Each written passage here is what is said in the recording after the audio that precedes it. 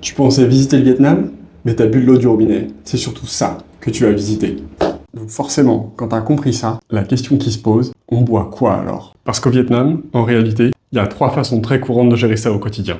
Abonne-toi et reste jusqu'à la fin, parce que la 3e méthode, c'est celle qu'utilisent mes beaux-parents, et c'est celle qui m'a le plus surpris. La première, c'est l'eau en bouteille.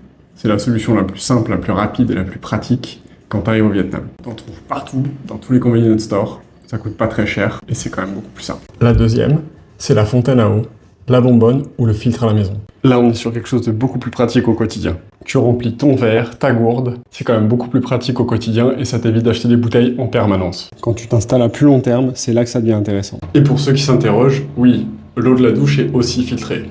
Donc pas d'inquiétude. Et la 3e méthode, celle que mes beaux-parents utilisent, c'est l'eau bouillie. Alors, évidemment, pas dans un conteneur comme celui-là, mais dans une bouilloire de 5 litres. Ils font bouillir l'eau, la laissent refroidir et la boivent toute la journée.